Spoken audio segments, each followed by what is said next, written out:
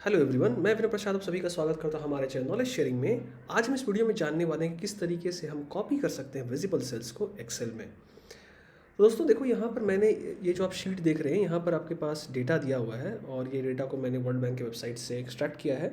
जहाँ पर देखो कि कंट्री का नाम दिया हुआ है और साथ ही साथ उसके जो CO2 एमिशंस है ईयर वाइज 2000 से लेकर 2019 तक का डेटा दिया हुआ है। ठीक है, अब मान लो कि मुझे ये 2000 से लेकर 2000 लेट्स से 14 तक का डेटा मुझे रिक्वायर्ड नहीं है, तो उसको मैं हाइड कर देता हूँ। ठीक है, इसे मैंने हाइड कर दिया और लेट्स से ये कंट्री कोड को भी हाइड कर देता हूँ बिकॉज कंट्री का नेम दिया हुआ है, तो इसको मैं हाइड कर दिया और मैंने इंडिकेटर कोड को भी हाइड कर दिया। फाइन। अब देखो, यहाँ पर आपके कंट्री नेम दिए हुए हैं और बाकी जो इंडिकेटर नेम और बाकी 2015 से 19 तक का डेटा आपको यहाँ पर विजिबल है। फाइन, बाकी जो भी कॉलम्स थे उसको मैंने हाइड कर दिया। अब मान लो कि मुझे सिर्फ लेट्स से यहाँ से लेके ये जो कंट्री है एंटीगुआ एंड बारबूडा, इसका ये जो डेटा है इसको मैं कॉपी करना चाहता हूँ। ठीक है, तो अब मैं अगर कॉपी करके लेट्स से यहाँ पेस्ट करके देखता हूँ कि क्या होता है, तो मैंने इसे कॉपी कर लिया।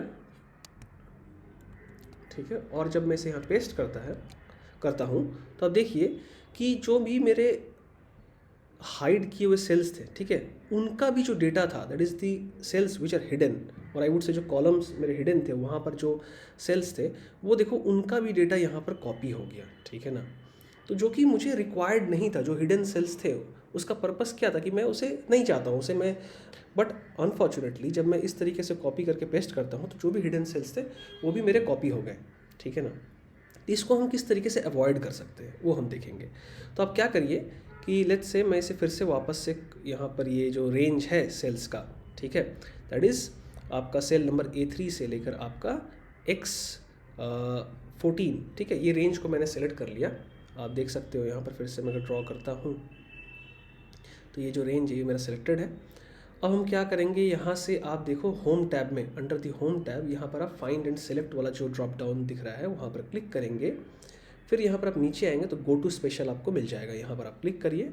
यहाँ पर आप विजिबल सेल्स ओनली का जो बटन आपको दिख रहा है उसे सेलेक्ट कर लीजिए और यहाँ पर ओके पर प्रेस करिए। अब जब आप ओके पर प्रेस करेंगे तो आप नोटिस करो ये जो मैंने यहाँ पर जो सेल्स है that is I would say column number जो B था, ठीक है, वो मैंने हिडन करके रखा है और C और T के बीच में जितने भी कॉलम्स थे वो भी मैंने हाइड करके रखा था। ठीक है, तो आप देखोगे कि यहाँ पर जो मैंने हाइड किया था कॉलम, ठीक है, वहाँ पर देखो आपका एक फाइन ग्रे कलर का लाइन दिख रहा है ना।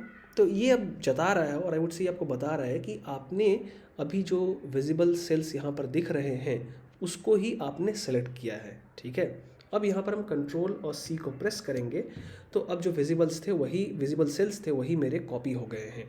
अब फिर से मैं यहाँ पर पेस्ट करके देखता हूँ कि क्या रिजल्ट आता है।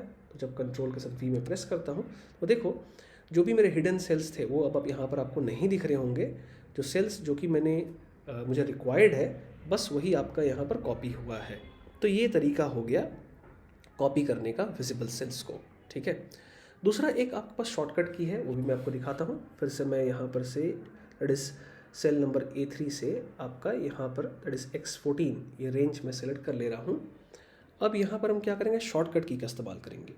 अगर आप विंडोज़ के ऑपरेटिंग सिस्टम को इस्तेमाल कर रहे हैं तो आपको ऑल्ट के साथ सेमीकोलन का सिंबल को एक साथ प्रेस करना होगा। ठीक है, तो ऑल्ट के साथ आप सेमीकोलन प्रेस करेंगे तो आपका जो विजिबल सेल्स है वो आपका कॉपी वो सेलेक्टेड हो जाएगा।